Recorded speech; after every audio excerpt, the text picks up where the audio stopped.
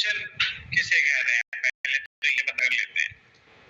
अभी जितने भी हमने ऑपरेशंस कराए होंगे डेटाबेस के साथ, जैसे इंसर्ट, अपडेट और डिलीट, ये क्या, इसमें क्या होता है सर? कुछ ना कुछ डेटा मैनिपुलेट होता है। सर अनंत का अटेंडेंस लगा दीजिएगा सर। आज अटेंडेंस ही नहीं लगाया भाई, कल लगाऊंगा, तभी बता देना फिर। Okay sir.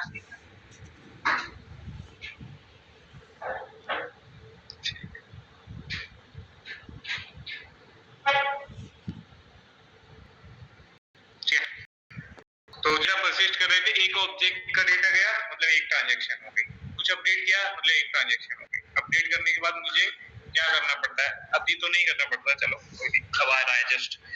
तो बेसिकली एक ट्रांजैक्शन कैसे करें, इतना तो समझ पा ही रहे। कोई भी डेटाबेस से कनेक्शन बनाने के बाद आपने डेटाबेस में कुछ भी चेंजेस किए, चाहे इंसर्ट किया, अपडेट किया, डिलीट किया, वो सब क्या है? ट्रांजैक्शन। अगर हमने रिट्रीव किया तो उसमें हम कुछ अपडेट नहीं कर रहे हैं, रिट्रीव में मतलब फेच कर रहे होते हैं डेटा, तो वो रीड ऑपरेशन होता है, ठीक है। तो यहाँ पे ट्रांजैक्शन पे क्या लिखा हुआ, आओ पढ़ना स्टार्ट करते हैं। बोला बाय डिफॉल्ट ट्रांजैक्शन पे लिखा है, by default statement is committed right after it is completed. जैसे ही कंप्लीट होती है वैसे ही वो कमिट हो जाता है। सर कमिट मतलब क्या है सर? जैसे ही आपने एग्जीक्यूट अपडेट को कॉल किया होगा, इंसर्ट हो जाता है ना? हाँ, होना भी चाहिए ना सर? हाँ होना तो चाहिए, बट कमिट हो रहा है ना, उसमें भी एक प्रॉब्लम आने वाली है। सर क्या प्रॉब्लम होगी? हाउ समझते हैं? हो रहा है how however it is also possible to control transaction programmatically। हम चाहे तो उन ट्रांजैक्शन कर सकते हैं, मतलब हमारे ही अकॉर्डिंग वो ट्रांजैक्शन कमिट होंगे। अगर हम जब तक नहीं चाहेंगे तब तक एग्जीक्यूट अपडेट भी डेटा को डेटाबेस में इंसर्ट नहीं कर पाए। सर ऐसी कभी जरूरत पड़ती है? हमेशा पड़ती है। कब? सर थोड़ा सिनेरियो समझाओ कब हमें ये प्रॉब्लम आएगी। तो देखो आगे क्या लिखा है, necessary in the cases when we want to preserve data consistency. Sir कब जरूरत पड़ेगी? जब हम डेटा कंसिस्टेंसी प्रिजर्व करना चाहेंगे। ये डेटा कंसिस्टेंसी क्या है? कंसिस्टेंसी इनकंसिस्टेंसी दो ही चीजें होती है ना? तो दोनों में क्या डिफरेंस है सर? किस टाइप की इनकंसिस्टेंसी आएगी वो समझा दो। इस लाइन को कंप्लीट करते ही अभी मैं वो भी क्लियर कर दूंगा। क्या? For example when we only want to commit a transaction if a previous one has completed successfully। इस केस में सर ये क्या कह दिया? देखो सपोज दो ट्रांजैक्शन का आपस में कोई रिलेशन है ना? रिलेशन जैसे मैं एसोसिएशन की बात कर सकता हूँ, जैसे एम्प्लॉय हैज अ एड्रेस है ना, car has a engine, car has a driver, है ना? एसोसिएशन। तो कार की इंफॉर्मेशन को स्टोर करने के लिए मैं कार टेबल बनाऊंगा, इंजन की इंफॉर्मेशन स्टोर करने के लिए इंजन टेबल बनेगी, सही है? वैसे ही एम्प्लॉय को स्टोर करने के लिए मैं एम्प्लॉय टेबल बनाऊंगा, उसके एड्रेस को स्टोर करने के लिए एड्रेस अलग टेबल बनेगी। वैसे ही मैं कह रहा हूँ स्टूडेंट का डेटा स्टोर करने के लिए स्टूडेंट टेबल बनेगी। स्टूडेंट का मैं स्टूडेंट का अगर स्पोर्ट असाइन करना है तो उसके लिए स्पोर्ट्स वाली अलग टेबल बनेगी। इस स्टूडेंट को क्या स्पोर्ट असाइन किया गया है कॉलेज के या यूनिवर्सिटी द्वारा, वो उसका इंफॉर्मेशन उस टेबल में होगा, ठीक है? तो अब है तो इन टेबल्स में आपस में कुछ ना कुछ कनेक्शन तो है ही। सर दो ट्रांजैक्शन होनी है, अगर एम्प्लॉय और एड्रेस की बात कर लें, कार या इंजन की बात कर लें, स्टूडेंट या स्पोर्ट्स की बात कर लें। मैंने कहा देखो जी, सपोज पहली ट्रांजैक्शन है एम्प्लॉय वाली, तो मैंने एक मेथड बना रखा है इंसर्ट एम्प्लॉय का, जो तुमने बनाया हुआ है, सेव एम्प्लॉय या इंसर्ट एम्प्लॉय जो भी बना, उसमें मैं एम्प्लॉय का ऑब्जेक्ट पास करता हूँ, वो सेव करा, और जैसे ही एग्जीक्यूट अपडेट चलता है आपने क्या किया, दो फंक्शंस कॉल किए, पहला सेव एम्प्लॉय, दूसरा सेव एड्रेस। एम्प्लॉय में एम्प्लॉय पास कर दिया, सेव एड्रेस में सेव एड्रेस पास कर दिया। आपको पता है दो फंक्शन कॉल किए तो लाइन बाय लाइन कॉल होंगे, पहले एम्प्लॉय वाला कॉल होगा, एम्प्लॉय वाला कॉल होगा, वो जाके क्वेरी फाइल करेगा डेटाबेस में, तो सीधा डेटाबेस में पहुंच चुका होगा, तभी एड्रेस वाली क्वेरी चल पाएगी। अब मैं कह रहा हूँ एम्प्लॉय वाला मेथड तो चलो ठीक चल गया, जैसे ही मैंने एड्रेस वाली क्वेरी चलाने का ट्राई किया, मतलब फ्रंट एंड से डेटा आ रहा है, कहीं से भी मेरा डेटा आ रहा है, एम्प्लॉय और एड्रेस उसने दोनों का डेटा दिया, एम्प्लॉय डाला तो उसके अंदर वो साइन अप कर रहा होगा तो एड्रेस भी दे रहा होगा, तो एड्रेस का भी ऑब्जेक्ट आया, तो मैंने दोनों के लिए मेथड कॉल करवा रखे हैं अपने लॉजिक के अंदर, पहला मेथड सही चल गया, दूसरे मेथड में कोई सिंटैक्स एरर आ गया, एसक्यूएल एरर आ, कोई भी एक्सेप्शन आया जिसकी वजह से वो ट्रांजैक्शन क्या होने वाली है, फेल होने वाली। अगर ट्रांजैक्शन फेल हुई एड्रेस वाली, तो क्या एड्रेस टेबल में वो एड्रेस इंजेक्ट हो पाएगा? नहीं। लेकिन उसका एम्प्लॉय तो पहले ही जाके स्टोर हो गया ना, वो होना चाहिए था क्या? सर हो जाए उससे क्या फर्क पड़ता है? मैंने कहा अभी नहीं पड़ रहा, लेकिन आगे बढ़ेगा। कैसे? अब वही यूजर आता है आगे, या कंपनी में जो वो रजिस्टर हुआ तब वो इन्फॉर्मेशन डाली गई थी, अब कंपनी को जरूरत है उस एम्प्लॉय के एड्रेस, तो वो उस एम्प्लॉय की आईडी के बेसिस पे सर्च करेगा उसका एड्रेस। एड्रेस जब सर्च करने जाएगा तो एड्रेस आएगा नल। क्यों आएगा? क्योंकि उस टेबल के अंदर वो इंजेक्शन हो ही नहीं पाया। सर ऐसा कैसे पॉसिबल है? एम्प्लॉय गया, एड्रेस क्यों नहीं गया? नहीं है पॉसिबल, क्योंकि दो अलग मेथड काम कर रहे थे, एक मेथड सही चल गया, दूसरे मेथड में आ गया था एक्सेप्शन, इसलिए प्रॉब्लम आया। तो ये से तो कहेंगे ना ट्रांजैक्शन सक्सेसफुल हुई, यानी एक सक्सेसफुल हुई और डिपेंडेंसी दूसरे पे भी थी, वो वाली अनसक्सेस हुई, इसलिए इस ट्रांजैक्शन को कहा जाता है पार्शियल ट्रांजैक्शन। क्या कहते हैं? पार्शियल ट्रांजैक्शन, कि भाई एम्प्लॉय तो रजिस्टर हो गया बट एड्रेस नहीं गया। ऐसे ही मैं कह रहा हूँ स्टूडेंट चला जाता, उसका स्पोर्ट नहीं जाता, कार चला जाता, इंजन का इंफॉर्मेशन नहीं जाता, प्रॉब्लम तो थी ना कहीं ना कहीं। उल्टा भी हो जाए तब भी प्रॉब्लम नहीं है, एड्रेस असाइन हो जाए बट एड्रेस का एम्प्लॉय पता करना हो कि ये नोएडा वाला जो एड्रेस का एम्प्लॉय है, मुझे नोएडा में कुछ काम है, नोएडा वाला एड्रेस का जो एम्प्लॉय इससे बात करते हैं, तो उस एड्रेस का एम्प्लॉय जब सर्च करने गए एम्प्लॉय टेबल में तो क्या मिलेगा? वो सर वो तो ब्लैंक जा रहा है, खाली जा रहा है, नहीं किसका फालतू का एड्रेस पड़ा हुआ है इस टेबल में। तो ऐसा कभी हम नहीं करना चाहते, तो उसके लिए हमें ट्रांजैक्शंस को प्रोग्रामेटिकली ही हैंडल करना पड़ता है कि कभी भी पार्शियल अपडेट्स ना हो डेटाबेस के अंदर। This is called inconsistency. कोई एक में डेटा चला गया, एक में नहीं गया, इनकंसिस्टेंसी। और तो इस इनकंसिस्टेंसी से बचने के लिए, अपने डेटा को कंसिस्टेंट रखने के लिए हम ट्रांजैक्शंस पढ़ते हैं, ट्रांजैक्शंस को खुद हैंडल करते हैं। ठीक? अगर ट्रांजैक्शन देखो, इनिशियल स्टेट है, ट्रांजैक्शन की एक फिगर दिख रहा होगा, ट्रांजैक्शन है, अगर कोई एक्सेप्शन नहीं आया तो हम कमिट मेथड कॉल करेंगे और वो सक्सेसफुली ट्रांजैक्शन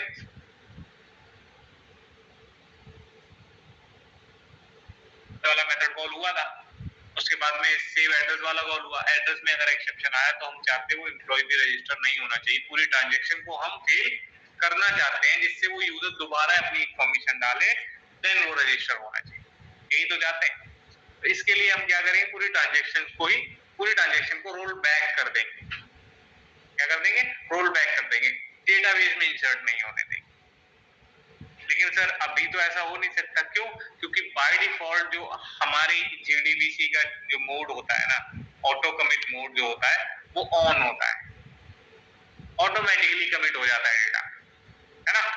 बट हम चाहते हैं इसको खुद से हैंडल करना, तो इस ऑटो मोड को हमें डिसेबल करना पड़ता है सबसे पहले। भाई ये मोड को पहले बंद कर दो, अगर मेरा डेटा ऑटोमेटिकली कमिट नहीं होगा तो इनकंसिस्टेंसी से बच जाएंगे। कैसे? हमने कहा सेव एम्प्लॉय कॉल करेंगे, सेव एम्प्लॉय के बाद मैं सेव एड्रेस कॉल करूंगा, और सेव एड्रेस के जस्ट बाद मैं खुद से कमिट मेथड जब कॉल करूंगा तब डेटा कमिट होना चाहिए।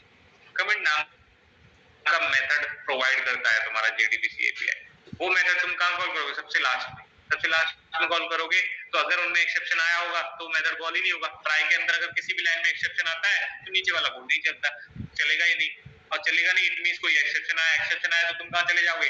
कैच ब्लॉक के अंदर, और कैच के अंदर हम क्या कर देंगे? रोल बैक कर देंगे डेटा। तो रोल बैक करने के लिए भी ये अपना एक मेथड प्रोवाइड करते हैं, इसका नाम ही है रोल बैक। देखो यहाँ पे देखो, ट्राई के अंदर सबसे पहले इन्होंने क्या किया, सेट ऑटो कमिट मोड को इन्होंने फॉल्स कर दिया, डिसेबल हो गई। एग्जीक्यूट किया पहली प्रिपेयर स्टेटमेंट को, दूसरी प्रिपेयर स्टेटमेंट को, देन कमिट को कॉल कराया। अगर दोनों में कोई एरर नहीं आएगा तो ही कमिट चलेगा, कोई एक्सेप्शन आया तो उनका चले जाओ कैच में, और कैच में किसे कॉल कर रखा है? Connection dot rollback. तो connection dot rollback, connection dot commit, ये कौन ये CON ऑब्जेक्ट है किसका? कनेक्शन का है सर। इट मींस ये दोनों मेथड कहां से आ रहे हैं? कनेक्शन से आ रहे हैं, ठीक है। ट्रांजेक्शंस को प्रोग्रामेटिकली हैंडल कब करना पड़ेगा, समझ पा रहे, बहुत बढ़िया। जैसे यही वही एग्जांपल है कि अब मैंने इतने एसक्यूएल चलाए, 3 तो सही चल रहे हैं, एक में प्रॉब्लम आ गया तो पार्शियल अपडेट ना हो जाए इसलिए हम क्या करेंगे, ट्रांजैक्शन फेल हो रही तो रोल बैक करा देंगे। Changes won't be applied to the database, database में चेंजेस अप्लाई ही नहीं होंगे क्योंकि हमने रोल बैक करा हुआ। रोल बैक क्या करता है, देखो जब हम ऑटो कमिट मोड को सबसे पहले डिसेबल कर देते हैं ना, तो एग्जीक्यूट अपडेट चलने के बाद भी वो डेटा डेटाबेस में नहीं ले जाता। वो एक लेयर होती है परसिस्टेंस लेयर, डेटाबेस में जाने से जस्ट पहले वो एक लेयर पे ले जाकर सारा डेटा रख लेता है। जब सारी बातें, सारी ट्रांजैक्शन तुम्हारी चल गई हैं, एटीएम जैसे ही कमिट को तुम कॉल करोगे तब वो डेटा परसिस्टेंस लेयर से कहाँ जाएगा, डेटाबेस।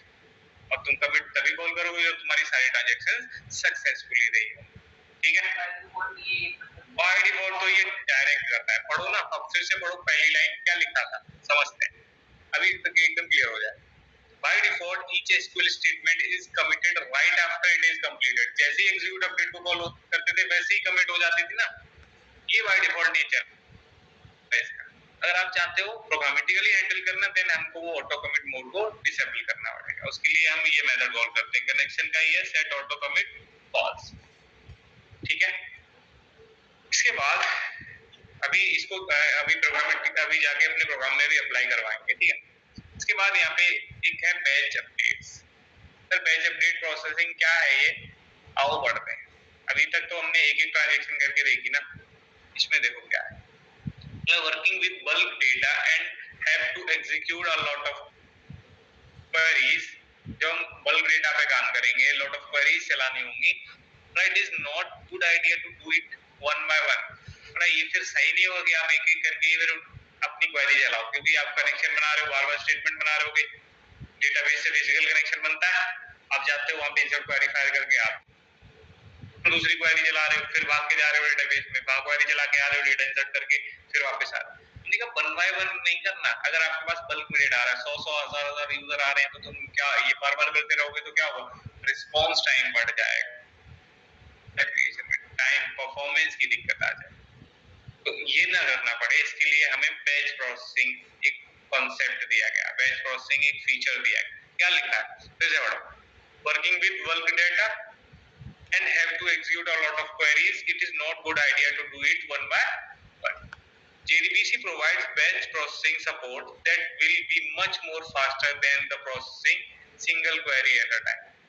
सर ये क्यों फास्ट होगी, ये एक बैच है, बैच तो तुम्हारा भी है, एक बैच में मल्टीपल स्टूडेंट्स होते हैं, उसे हम बैच कहते हैं। वन बाय वन अगर वन ऑन वन पढ़ा रहा हूं तो थोड़ी ना बैच का आ जाएगा, तो एक बैच में मल्टीपल स्टूडेंट हो सकते हैं, तो एक बैच में मल्टीपल एसक्यूएल स्टेटमेंट्स हो सकते हैं, ठीक। मैं उस बैच में हमें एक बैच मिलेगा, जेडीबीसी में एक बैच है, उसमें हम सारी स्टेटमेंट को, एसक्यूएल स्टेटमेंट को ऐड कराते रहेंगे। ये ऐड बैच करके एक मेथड होता है, ये रहा ऐड बैच नाम का मेथड कॉल करेंगे और तुम्हारी स्टेटमेंट ऐड हो जाएगी बैच में। इस बैच में जितनी मन करे आप उतनी ट्रांजैक्शंस को ऐड कर सकते हो, 10 20 100 50 1000 जितना मन करे आप उतनी कर लो। और जैसे ही तुम्हें लगे कि अभी तुम्हारा बैच में आ गया डेटा जितना तुम्हें रखना था, 100 200 500 जितना भी आ गया, उन 100 क्वेरीज को भी अगर एक साथ जाके डेटाबेस में फायर करना चाहते हो ना, तो आप क्या करोगे, इस बैच को जाके सीधा एक बार कॉल करोगे, एग्जीक्यूट बैच नाम का मेथड। जैसे ये मेथड कॉल होगा, वो क्या करेगा, आपके डेटा को डेटाबेस में परसिस्ट करा देगा, एक साथ ही वो 100 क्वेरीज या 1000 क्वेरीज चला देगा। उसके बाद जो भी स्टेटमेंट या फिर स्टेटमेंट करके और ऐड बैच करके तो कैरेक्टर कुछ करेगा, वॉइड होता है क्या ऐड बैच, वॉइड है, वो कुछ रिटर्न नहीं कर रहा, जाते हो बैच में ऐड, तुम ps डॉट ऐड बैच कर रहे हो, ये तुम्हारी एक क्वेरी को ऐड करा ले रहा है, फिर दोबारा ये लूप में कॉल करा रखा है ना हमने। देखो पहले इसको प्रोग्राम को पढ़ो ठीक से, बैच इंसर्ट नाम का मेथड बना है, इंसर्ट इनटू वाली क्वेरी है ये, तो पेज स्टेटमेंट वाली क्वेश्चन मार्क लगे ना। आपने बोला सेट ऑटो कमिट मोड, तो बोला भाई फॉल्स हो जाओ, क्योंकि एक एक करके हमें कमिट करना नहीं, हम इकट्ठा करें, ठीक। फिर पेज स्टेटमेंट का ऑब्जेक्ट बनाया, क्वेरी पास कर बन गया, कंपाइल क्वेरी, एक लूप चलाया 0 से लेके 1000 तक, 1000 दिया, और यहाँ आगे हमने बोला ps डॉट सेट स्ट्रिंग 1 पे डुकेट प्लस i, तो डुकेट 0 डुकेट 1 डुकेट 2 ऐसे करके ये लूप चलता रहे। डेवलपर पोजीशन दे दी और हमने इंटीजर में इसकी सैलरी दे दी 50,000, है ना। एक प्रिपेयर स्टेटमेंट रेडी हुई, वैसे हमने पीएस से बोला ऐड बैच को कॉल करो, बैच के अंदर ये प्रिपेयर स्टेटमेंट ऐड हो। इफ ये ट्रू होगा नहीं अभी, कब तक, जब तक वो वैल्यू 1000 नहीं हो जाती। जैसे ही वैल्यू 1000 हो जाएगी वैसे ही ये इफ ट्रू हो जाएगा। 1000 टाइम ये चलता रहेगा और बैच में ऐड होती रहेगी क्वेरीज, और जैसे ही कंडीशन ट्रू होगी, अंदर आके क्या बोल दो, प्रिपेयर स्टेटमेंट से एग्जीक्यूट अपडेट ना कॉल करके एग्जीक्यूट बैच कॉल करके, जैसे बैच को एग्जीक्यूट करवाओगे ना, आपकी सारी क्वेरी कहां पहुंच जाएंगी, पर्सिस्टेंस लेयर पे। अब तुम्हें अगर कमिट करना है तो तुम डॉट कमिट खुद ही कॉल करो, ऑटो कमिट को तुमने डिसेबल किया था ना, तो इससे क्या हुआ है, वो 1000 क्वेरी एक साथ जाके डेटाबेस में एग्जीक्यूट। इससे क्या होगा सर, ये फास्ट, ये प्रोसेस थोड़ा फास्ट होगा, वो 1 बाय 1 था, ये एक टाइम पे ही मल्टीपल क्वेरीज ले जाके चला रहा। सर करके देखेंगे, हाँ आओ करके देखते हैं। यहाँ था आपका प्रोग्राम,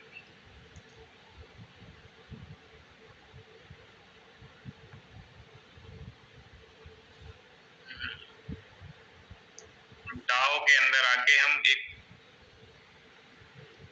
मेथड लिख देते हैं, इंसर्ट बैच, जिसमें हम कुछ भी पास ही नहीं करेंगे, तो ये खुद ही बंदा ऐसा है जो सारी क्वेरी चलवाएगा। इसमें हम कांस्टेंट कर देंगे बेसिकली। तो इधर देखो एरर आ गया होगा, हाँ क्यों भाई, ओवरराइड करना पड़ेगा उनका मेथड, ओवरराइड कर लिया नीचे। अब इसमें लिख दो अपना वो लॉजिक, क्या करना था सर, उनका इंसर्ट क्वेरी लिखनी थी सबसे पहले, तो वो लिखेंगे कहाँ, एक लूप के अंदर करना था सारा गेम, तो चलो एक लूप चलाते हैं,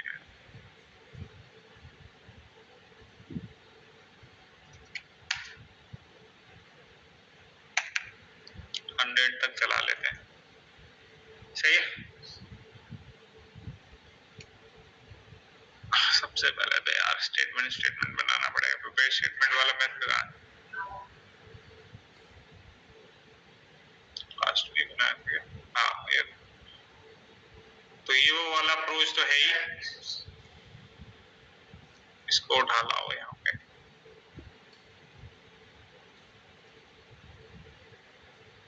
इंसर्ट बाय पीएस, कोई क्वेरी है ना, हाँ क्वेरी तो हमारे पास है ही।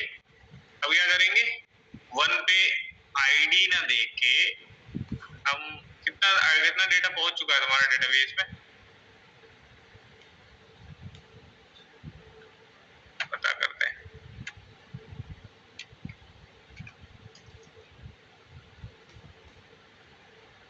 प्रिंट ऑल एम्प्लॉय करके मेथड था ना हमारे पास, ये करेगा करना में, इसको हटाओ, जब तक ओवरराइड नहीं करोगे तब तक वो एरर देंगे, अभी तो समस्या है।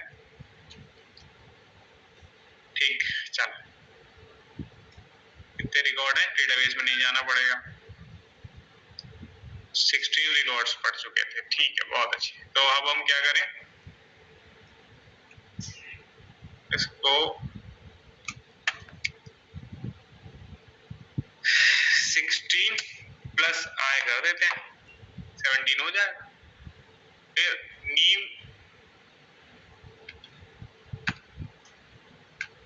जो मन करे, गेस्ट, हाँ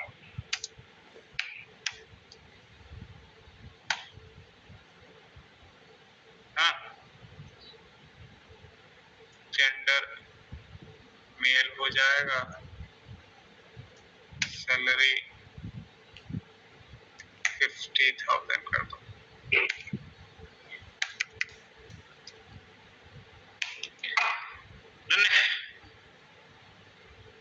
अब इसको साइड, तो वही इंसर्ट चला रहे हैं, बट उससे पहले हम क्या करेंगे, कनेक्शन से बोलेंगे भाई,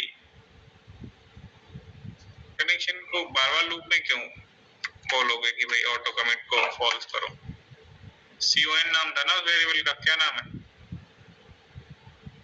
डबल N, कनेक्शन का जो ऑब्जेक्ट है उसको ही तो यूज कर रहे हैं, तो कनेक्शन से कह रहे हैं भाई तुम्हारे पास एक auto commit, set auto commit है, उसको कॉल कर दो, ये एक्सेप्शन थ्रो करते हैं एसक्यूएल। तो ट्राई कैच लगाना पड़ जाएगा, इसको फिर उठा के ले आए फिर अंदर ही।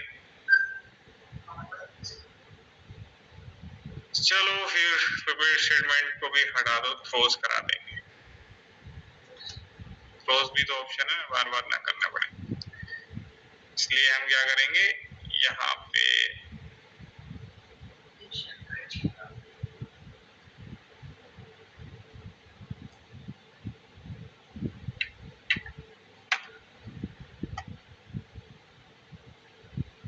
जो लूप है, ठीक, ये कह रहे हैं भाई हम एक्सेप्शन थ्रो करते हैं, ठीक है थ्रोज करा दो। थ्रोज कराया तो ओवरराइडिंग में एरर आ गया, क्योंकि ओवरराइडिंग कहता है कि भाई जो मेथड सिग्नेचर हमने बनाया था वही तुम कर सकते हो। तो नहीं भैया हम यहाँ भी कर देंगे, टेंशन ना लो, ठीक है। तो सेट ऑटो कमिट को हमने कर दिया भाई डिसेबल, यहाँ आगे प्रिपेयर स्टेटमेंट से बनाया और एग्जीक्यूट अपडेट कॉल ना करके हम करेंगे ऐड बैच को कॉल, इसे, और ये लूप बार बार चलता रहेगा। और इधर आके हम कंडीशन लगा लेंगे कि भाई देखो अगर मेरा जो आई है ना, आई का मोड 100 इक्वल्स टू 0, देन आप क्या कर लेना, ps डॉट एग्जीक्यूट बैच कर देना, बैच को एग्जीक्यूट करना है ना, और भाई कमिट कर देना, ठीक है बढ़िया। तो चला जाना चाहिए डेटा, देखते हैं क्या 100 क्वेरी एक बार में पहुंचा देगा, पहुंचा देगा तो अच्छी बात है। तो ईडाओ से पहले कॉल करेंगे यहाँ पे भाई ईडाओ, तुम्हारे पास बैच इंसर्ट बैच करके एक मेथड है, कॉल करो, वो कॉल होगा तो 100 क्वेरी चला देगा, 100 क्वेरी चला देगा तो प्रिंट ऑल को कॉल करेंगे और प्रिंट ऑल हमारा क्या करेगा, सबको प्रिंट करवाना चाहिए, कुछ एक्सेप्शन होगा तो आ जाएगा। आ गया, कैसे आ गया, अच्छा जी हाँ है, कुछ तो बात है भाई, लूप चला नहीं है, एक बार ही चला है क्या,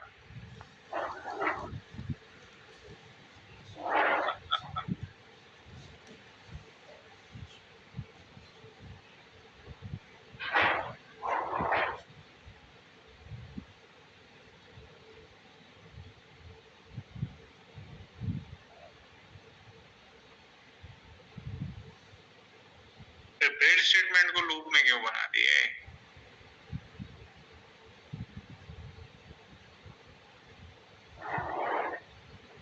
प्रिपेयर स्टेटमेंट तो एक ही रहेगा ना, उसी के अंदर तो बैच ऐड करना था।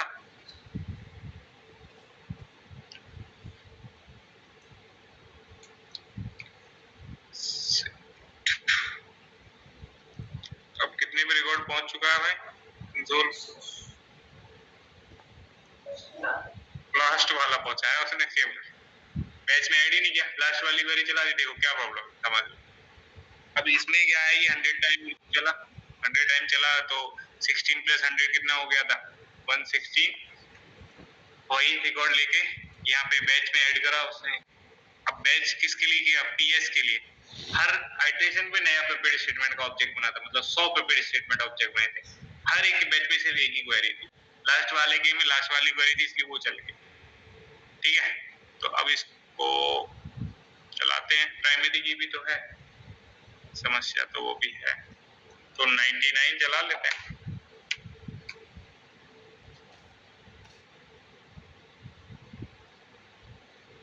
एक को डिलीट ही कर देते हैं ना, डिलीट भी तो है तुम्हारे पास, कहाँ था डिलीट भाई, डिलीट नहीं बनाया क्या तुमने, get employee, print all employee, get all employ,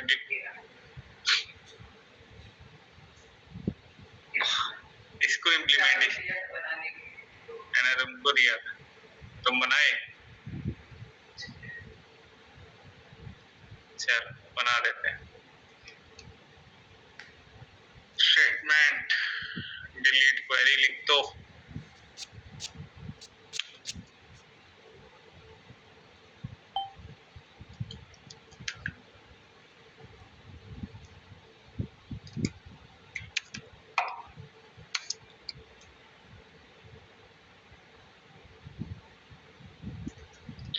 delete from employee where ID equals to this. और कहाँ है तुम्हारा डिलीट?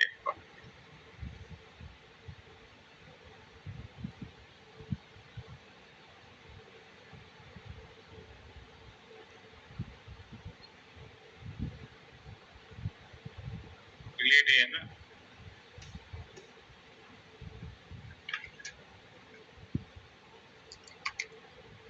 डिलीट क्वेरी और इधर एक ही पैरामीटर पास करना है, आईडी। आईडी पास कर रहे हो ना तुम? कहाँ है तुम्हारा मेथड? ये रहा। तो ये जो आईडी तुम पास करोगे, स्टेटमेंट बनेगा, स्टेटमेंट से डिलीट क्वेरी चलेगी, इसमें आईडी पास कर दिया और तुम्हारा क्वेरी फायर। चलो भाई डिलीट को कॉल करते हैं। तो सबसे पहले हम ईडाओ से कहेंगे भाई डिलीट करना है यार एक एम्प्लॉय, इसका आईडी कितना है 116 करके काम खत्म करेगा, देन फिर इंसर्ट वेज चलेगा। इंसर्ट वेज तो ठीक ही था।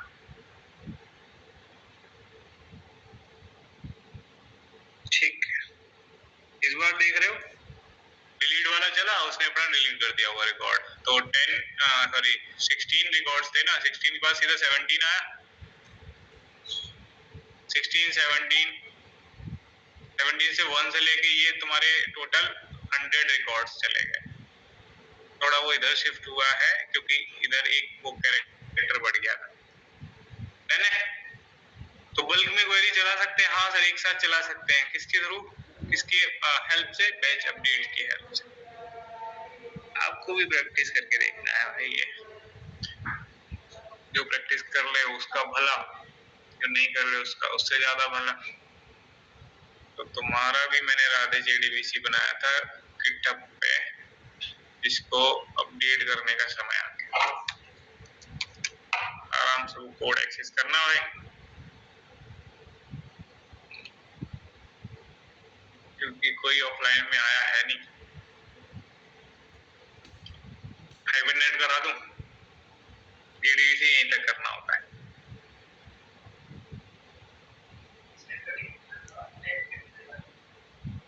हाइबरनेट इधर ही गिटहब का लिंक भेज दीजिएगा एक बार। मैं भेजा तो था भाई, मेरा नाम आता है उस पे, सर्च करो कभी भी किसी भी वेबसाइट को यूआरएल से ही तो एक्सेस करते हैं ना। तो github.com ऑब्जेक्ट्स होंगे जिन्हें हम डेटाबेस में रखना चाहते हैं। तो वो ट्रांजैक्शंस को मैनिपुलेट करने के लिए, वो डेटा को मैनिपुलेट करने के लिए हम जेडीबीसी एपीआई इंप्लीमेंट किए।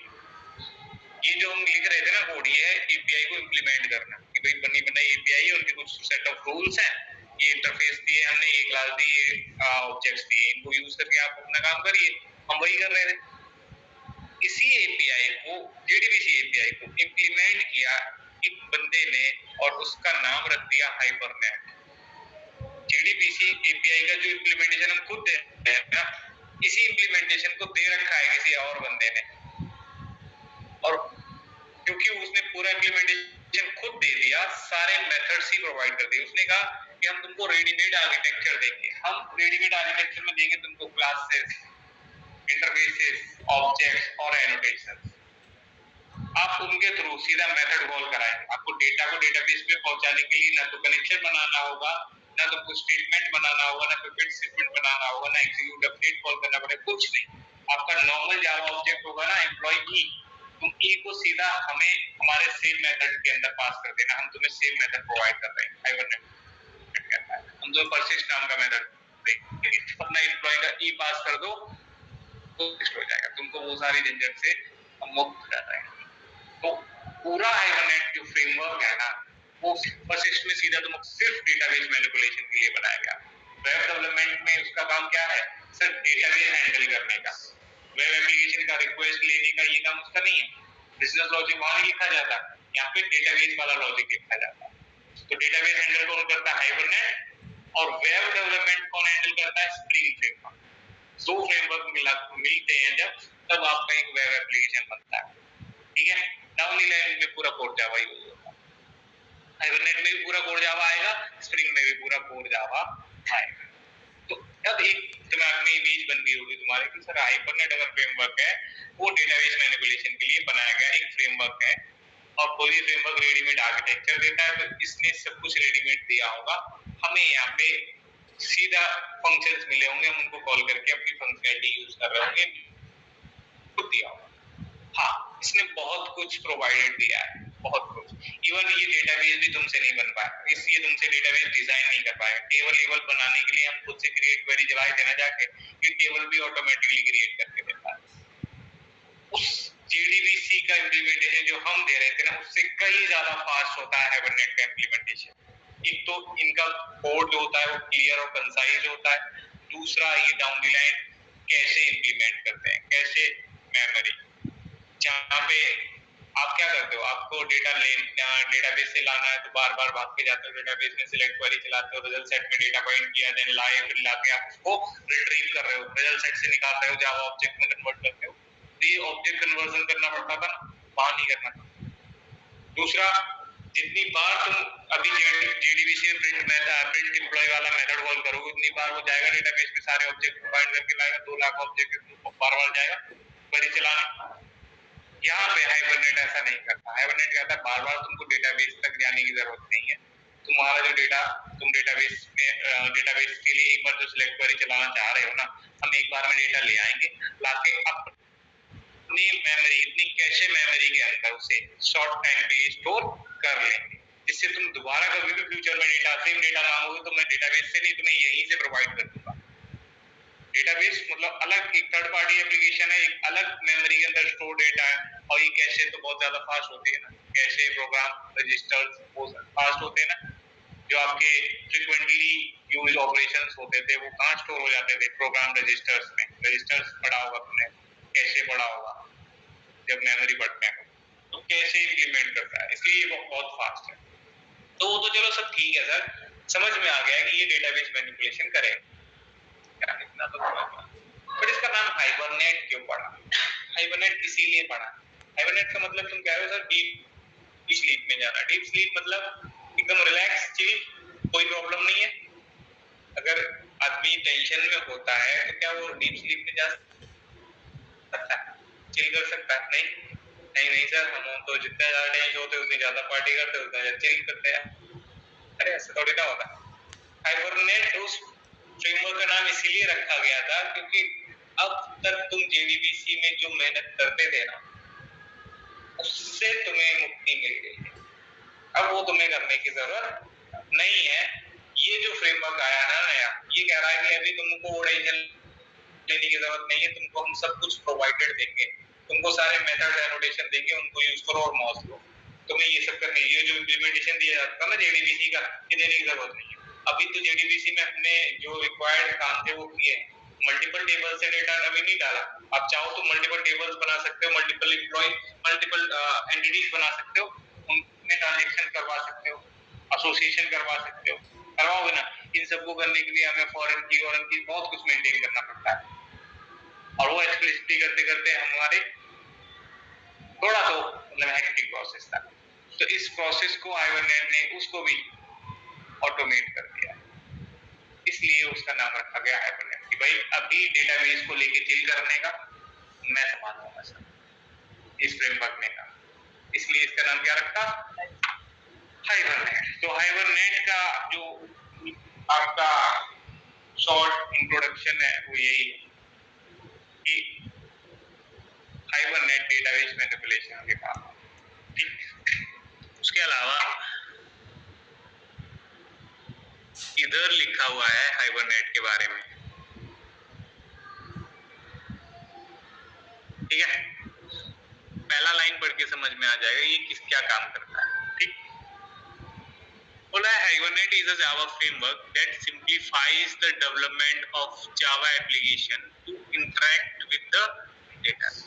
आपके डेवलपमेंट को ही तो सिंप्लीफाई कर दिया ना, ऑटोमेट कर दी चीजें, तो क्या हुआ, डेवलपमेंट सिंप्लीफाई हुआ।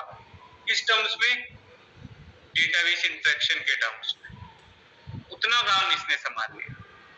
ठीक है, आगे बोल रहा है it is an open source light weight ORM tool. ये एक ओपन सोर्स मतलब फ्रीली अवेलेबल है लाइट वेट ORM टूल है। ORM मतलब ऑब्जेक्ट रिलेशनल मैपिंग, उसका फुल फॉर्म। ORM क्या है सर, कैसे समझ में आएगा जब मैं तुम्हें आगे वाला इंट्रोडक्शन दूंगा। अभी एक इंट्रोडक्शन और होगा, उसके बाद ही आप इस पे कोड करोगे कल। ठीक है, तो अच्छा बोला hibernate implements the specifications of JPA। JPA क्या है, एक API है जावा की, इसका नाम था जावा परसिस्टेंस API और अब वो रिनेम हो गई है जकार्ता परसिस्टेंस API। ठीक है, अच्छा क्या लिखा है, the hibernate implements the specification of JPA for data persistence. क्यों सर, क्या सर ये वाले आंसर्स मिलेंगे तुमको। बेसिकली देखो, हाइबरनेट जो है वो मार्केट में जब पॉपुलर हुआ था ना, तो जावा वाले भी चाहते थे उसे इम्प्लीमेंट करना, और जावा वाले अगर इम्प्लीमेंट करना चाहते हैं तो अपने रूल्स, उनके रूल है ना कि कोई भी मेथड होगा तो उसका केस क्या होगा, कैमल केस होगा। वर्ड क्लास नेम क्या होगा, प्रॉपर वर्ड होना चाहिए, है ना। ऑब्जेक्ट ऐसे बनेंगे, आप किस किस मेथड को क्या क्या नाम दोगे, वो सारे स्टैंडर्ड उन्होंने लॉन्च किए। किसने, जावा वालों ने। अपनी खुद की एक API थी, जैसे JDBC की एक API है, वैसे जावा वालों ने एक JPA API थी, इसे हाइबरनेट वालों। भाई ये हम इंटरफेसेस और एब्स्ट्रैक्ट क्लासेस, इसमें आप एब्स्ट्रैक्ट मेथड बनाते हो ना, अब मैं एक इंटरफेस दूं आपको, उसमें 5 मेथड बना दूं और बोलूं दो इसका इम्प्लीमेंटेशन, तुम क्या करोगे, तुमने सर वो सारे मेथड ओवरराइड करने पड़ेंगे एज इट इज, अंदर का इम्प्लीमेंटेशन तुम लिख सकते हो। हाइबरनेट ने भी वही किया है, JPA का स्टैंडर्ड यूज करके उसके अंदर डेटा परसिस्टेंस का लॉजिक हाइबरनेट का है। इम्प्लीमेंटेशन कौन देता है, हाइबरनेट दे रहा है। प्रोवाइड का जो मेन बंदा कौन है, वो JPA। JPA को इम्प्लीमेंट करता है हाइबरनेट, इतना समझना है। बाकी ये जो फ्रंट ये पेज दिख रहा है आपको, इसे इसका फोटो ले लो, है, इसको पढ़ना है घर जाके, समझ के आना है, और यही सब कल मैं पढ़ाऊंगा। हाँ, हाइबरनेट मार्केट में पॉपुलर जब हो रहा था ना, मतलब ऐसे मानो कोई नया टूल आता है मार्केट में तो बूम पे आता है, अगर वो ज्यादा अच्छा है तो आता ही है। सारी कोई भी टेक्नोलॉजी लॉन्च होती है तो सब चाहते हैं उसको यूज करना। ऐसा नहीं है हाइबरनेट को सिर्फ हम ही यूज कर सकते हैं, ऐसे बहुत सारे ORM, पहले तो हाइबरनेट अकेला नहीं है, ऐसे बहुत सारे ORM टूल्स हैं जो हम जावा में इंप्लीमेंट कर सकते हैं। उनमें सबसे ज्यादा पॉपुलर, सबसे ज्यादा जो बेस्ट था वो ये था, इसलिए हम इसे इंप्लीमेंट करते, इसे पढ़ते हैं। तो ये मार्केट में पॉपुलर था, दूसरे लोग इसे यूज कर रहे थे कि इन्होंने काफी चीजें इजी कर दी थी, मतलब API को खुद नहीं लिखना पड़ रहा था, ये लोग इन्होंने बना के दे दी। बट जावा वाले यूज नहीं कर रहे थे उस टाइम पे, जावा वालों ने जाके देखा, इनको समझा, इनको तो इनका जो लॉजिक था, इनका कैशे वैशे वाला मैकेनिज्म देखा, इनका ये तो बढ़िया है, चलो ये प्रोवाइड कर रहे हैं इम्प्लीमेंटेशन, तो हमारी JDBC का भी इम्प्लीमेंटेशन उन्होंने दिया हुआ था, जावा ने कहा हम उसको अपने एप्लीकेशंस में यूज तो करेंगे, बट आपने स्टैंडर्ड वही रखा है जो हम रखते हैं या नहीं, ये भी तो मैटर करता है ना। अगर मैं डेटाबेस में डेटा को परचेज करने के लिए चाहता हूँ सेव नाम का मेथड बने, अगर कोई और बंदा मेरी इंटरफेस का तुम इम्प्लीमेंटेशन दे रहे हो तो ओवरराइड करके ही दोगे।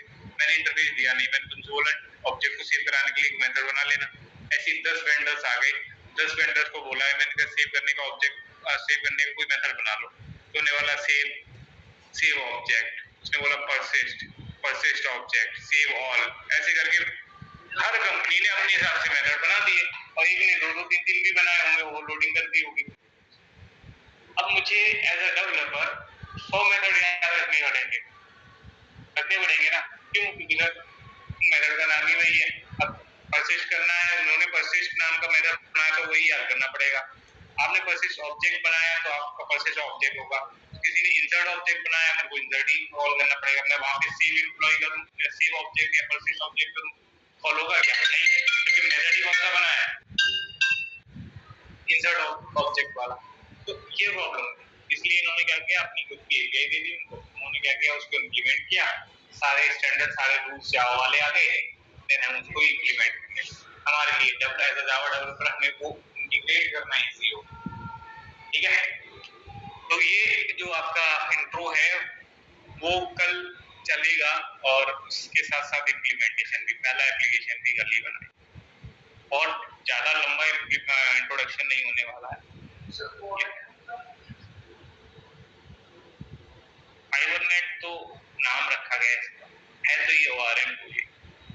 हाइबरनेट का जो मेन फीचर है ना वो तुम्हारे जावा ऑब्जेक्ट रिलेशनल डेटाबेस से मैप कराने का काम करता है, इसलिए इसका नाम है ORM, ऑब्जेक्ट को रिलेशनल डेटाबेस से मैप करने का काम है, इसलिए इसका फुल फॉर्म है ऑब्जेक्ट रिलेशनल मैपिंग। तो ये कल मैं तुम्हें बताऊंगा, नेक्स्ट स्लाइड वही है इसके बाद ORM, ठीक है। तो अभी तुम्हें वो नहीं देखना, अभी तुम्हें बस ये समझ के आना है सबको, ये है तुम्हारा टास्क आज का, ठीक है। बाकी अपना JDBC कंप्लीट कर लो, उसका इम्प्लीमेंटेशन जो है आज जो बैच वगैरह ट्रांजैक्शन कराए हैं इनको कर लो। हाँ आ जाओ, ठीक है भाई, कल मिलते हैं।